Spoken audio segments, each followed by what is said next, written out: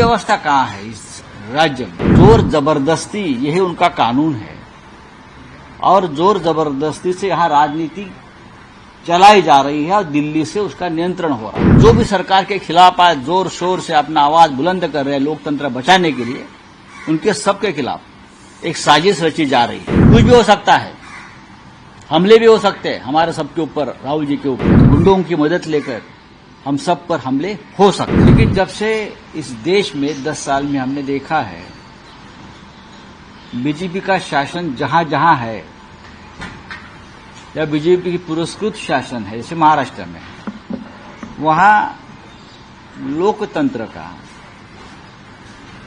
Freedom of press, freedom of expression का कोई वजूद नहीं रहा। अब जिस विधायक का आप नाम ले रहे हो वो तो सत्ताधारी पार्टी का है एक विधायक, और दूसरा विधायक जो है जितेंद्र आवाज, वो विपक्ष का है। दोनों के ऊपर हमले होते हैं। तो कानून व्यवस्था कहाँ है इस राज्य में? कहाँ है पुलिस, कहाँ इंटेलिजेंस है? ऐसी बहुत सी बातें इस राज्य में चल रही है। महाराष्ट्र बड़ा राज्य है और महाराष्ट्र की जो पहचान है देश में, वो कानून व्यवस्था के लिए महाराष्ट्र पहचाना जाता था कि अगर बेस्ट लॉ एंड ऑर्डर कहाँ है तो महाराष्ट्र में है, मुंबई में है, पुणे में है। लेकिन 10 साल में जब से मोदी जी आए हैं, उद्धव जी के कार्यकाल में आपने देखा होगा कानून व्यवस्था ठीक रही।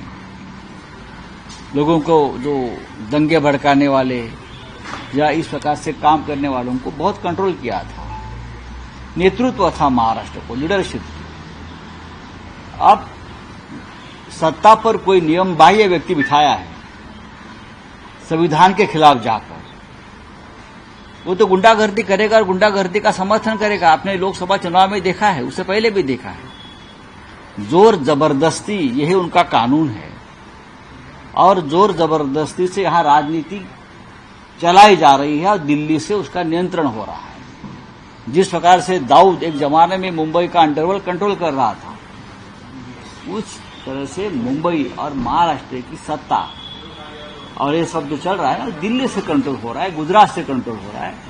इसलिए हम सब उसकी कीमत भुगत रहे हैं। सर, राहुल गांधी की रेड हो सकती है, ईडी की रेड हो सकती है। राहुल गांधी जी कहा है, राहुल गांधी जी ने जो भी सरकार के खिलाफ आज जोर शोर से अपना आवाज बुलंद कर रहे हैं लोकतंत्र बचाने के लिए, उनके सबके खिलाफ एक साजिश रची जा रही है और ये साजिश यहां नहीं विदेश की भूमि पर रची जा रही है। ये मैं आपको बता रहा हूं।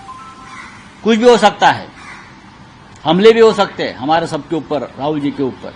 मैं इतना कह सकता हूं क्योंकि 1 महीने से जिस तरह से हम सभी लोगों ने राहुल जी के नेतृत्व में दिल्ली में इस सरकार की धज्जियां उड़ाई है, सरकार की नींद उड़ गई। और ये फिर एक बार ये सब गैर कानूनी काम, मिसयूज ऑफ सेंट्रल एजेंसीज करके या गुंडों की मदद लेकर हम सब पर हमले हो सकते हैं।